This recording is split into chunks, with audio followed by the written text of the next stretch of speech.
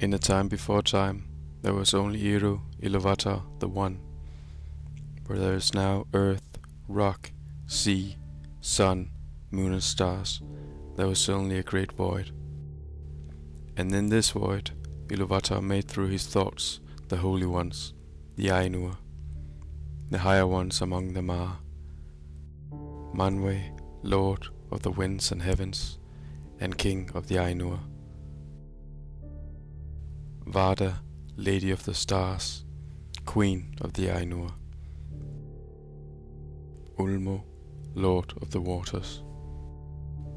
Aule the smith, skilled in works of the hand.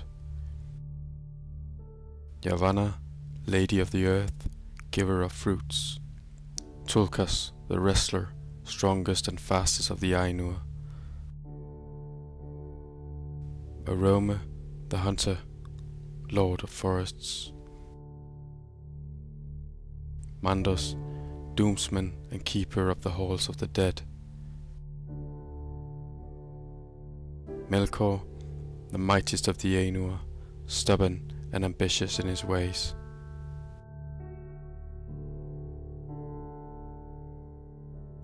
And Iluvatar sang to the Ainur a theme of music, and they sang with him.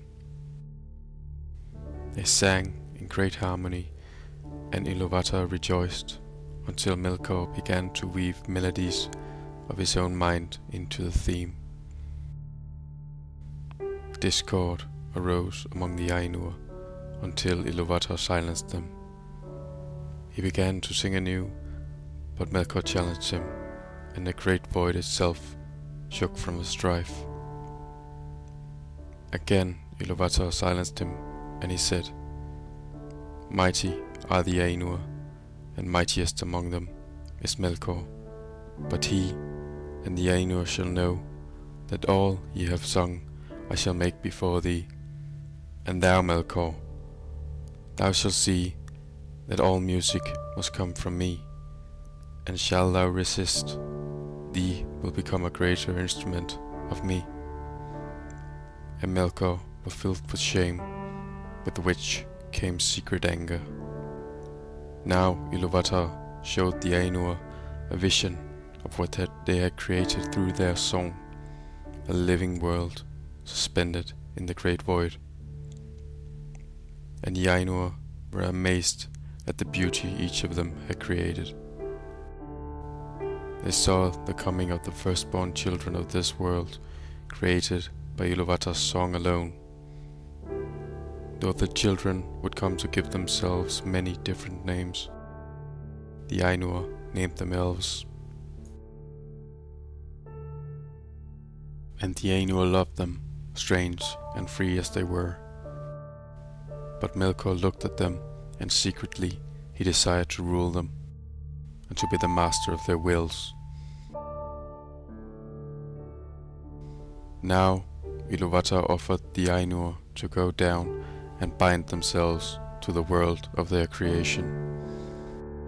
Those that accepted the offer became known as the Valar, but as they entered the world, they saw that the beauty was a mere vision, a foreshowing of what was to come. Now began the great labors in creating Ea, and within it Arda, the earth on which we stand, and where the others worked to create a home for the coming children of Iluvatar.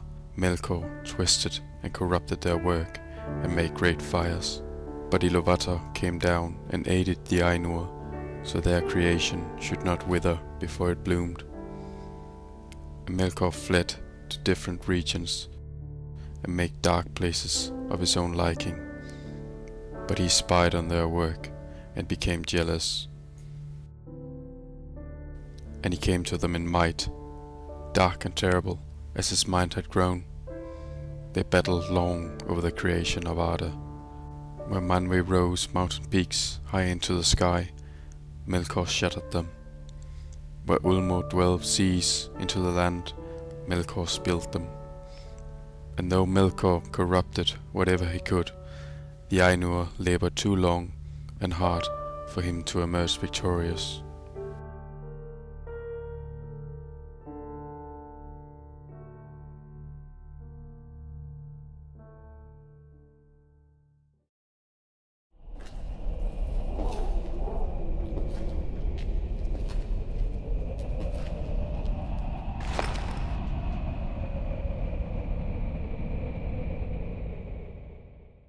As Morgoth fled back to the darkness from which he came, there was peace for a long age, and the Valar were free to finish their labors uninterrupted.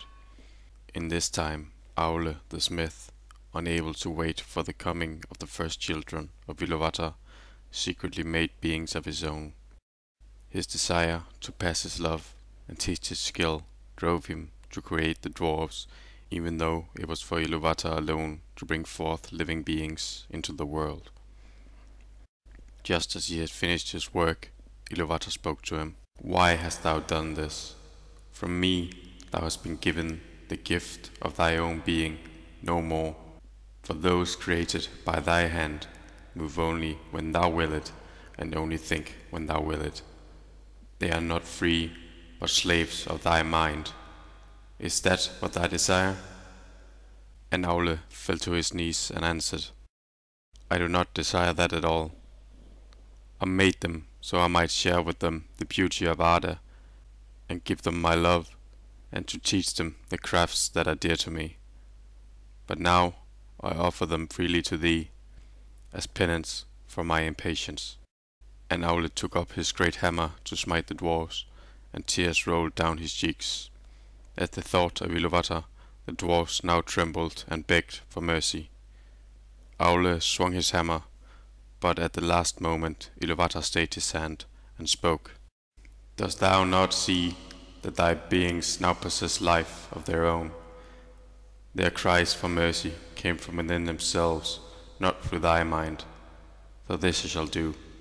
I shall grant them to thee, but I shall not suffer thy children being born before the first children of Iluvatar. Long must they sleep beneath the mountains, until I deem the time ready to wake them." Aule was grateful, and was now eager to turn his mind to other matters. And at the request of Yavanna, he built 2 mighty lamps to illuminate the world. One was named Eluin, and stood in the north, the other Ormal, which stood in the south. Plants now bloomed, and beasts came forward, and Arda became rich with life. Now, when Iluvatar created the Ainur from his thoughts, beings other than those who became known as the Valar were also given life. The Maiar, as they are known, were the servants of the Valar. Many Maiar aided their masters in the creation of Arda, but some had also sided with Melkor and wrought destruction along with him. So in the dim, the Dark Lord gathered his strength, and as the Valar rested after their labors, he came forward, and into the mountains he dwelled the great fortress of Utumno. Evil soon flowed out from those wretched caves, and the forests grew dark and rotten, and the beasts were corrupted into monsters. Too late the Valar became aware of the return of Melkor, for he had already gathered his host and marched south. He overthrew the lamps, and darkness once again came to Arda. Unchecked, he and his host wrought ruin on the land. But in the wind he then heard the voice of Manwe, king of the Ainur, and Tulkas, strongest of all, and fear overtook him, and he retreated into Utumno before they could reach him. In his wake he left a scarred and ruined land, which the Valar would never be able to fully heal. Weary from the turmoil, the Valar left Middle-earth and came to the western continent of Aman, in which they made their home, the realm of Valinor. Here Yavanna grew 2 great trees, Telepion and Laurelin. Each at a time they shone their light across Arda, Telepion a soft silvery light, and Laurelin bright and golden. Thus came the night and the day. Through long ages the Valar dwelt in Valinor. Only Erome and Yavanna came to Middle-earth to wander its forests, where the light of the trees did not shine, and they saw that Melkor's servants ran free and spread his vile across the land. Alarmed, they called the Valar to council. "The children of Iluvatar shall wake soon," Erome said. "Shall we let them open their eyes in the darkness in the land infested with evil. No, Tolkas cried. We should waste no more time and make war on the Dark One. Have we not rested enough? Nay, Manwë answered.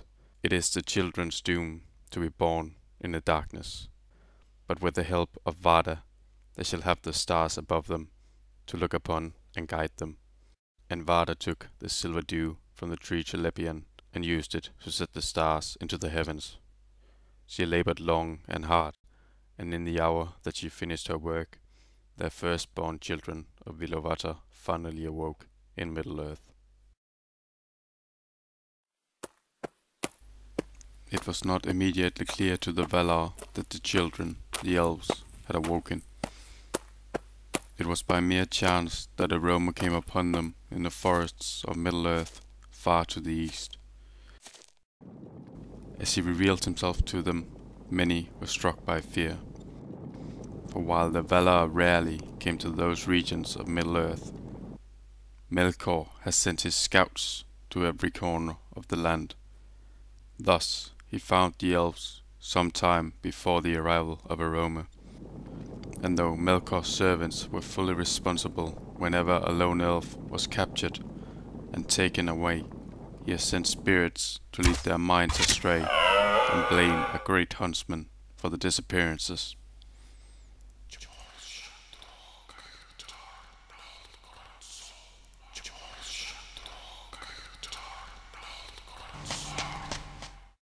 But as Aroma drew nearer, the elves saw the light of the two trees in his face, and they were calmed. And as Aroma spoke with them, he learned how an unknown darkness preyed upon the elves. With haste, Aroma returned to Valinor to share the news of his discovery. As delighted as the Valar were with the awakening of the elves, equally were they concerned with what lurked in the darkness of Middle-earth. Unanimously, they came to the conclusion that Melkor should no longer be left to run unchallenged. The host of the Valar met the host of Melkor in Middle-earth. So powerful were the forces clashing that the earth cracked and shattered, and the land was marred once more.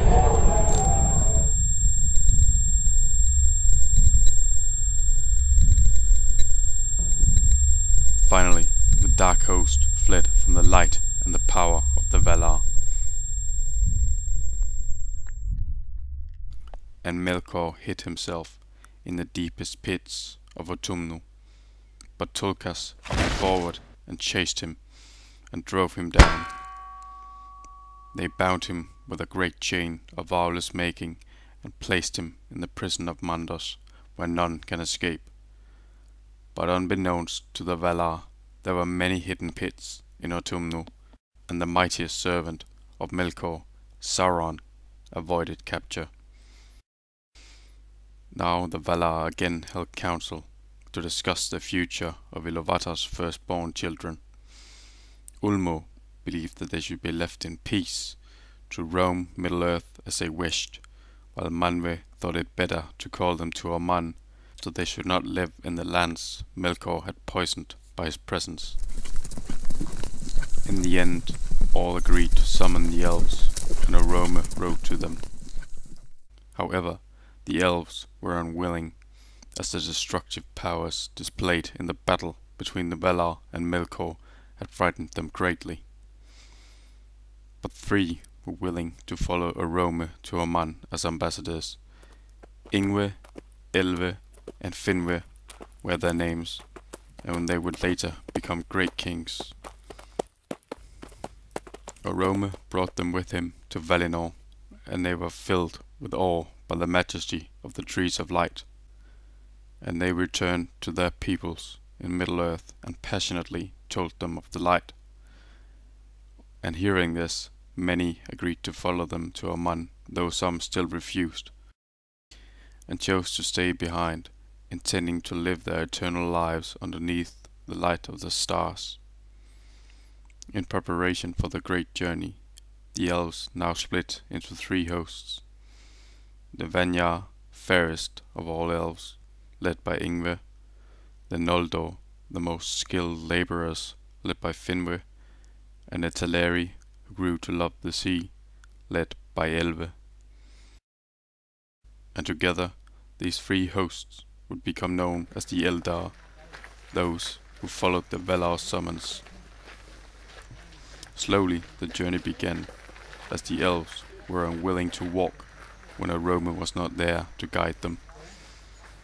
It was at this time that Melkor unleashed the foul and terrible beings known as orcs upon the world. Made by the Dark Lord, they were the corrupted and twisted remains of the elves his servants had captured before Aroma found the children in Middle-earth. Ever staying in the darkest shadows, sometimes when Aroma was absent, they preyed on the elves before quickly retreating back into the darkness.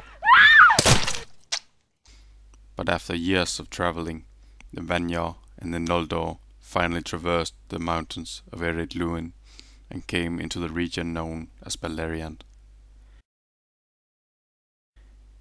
The Teleri came also, but much later, and having come so close to the edge of Middle-earth, they rested for a while.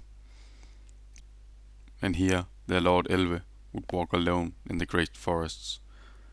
But one day it came to pass that his eyes fell upon a woman. She had the light of the trees of Valinor irradiating from her being, and he was so taken by her that he fell into a deep trance, unable to move. Long the Teleri searched for their lord, but they did not find him. After searching for many years, Elve's brother, Ulve, finally grew impatient and led a portion of his people to the coast to continue their journey. Some, however, refused to abandon their king in Middle-earth, and they stayed behind, waiting for his return.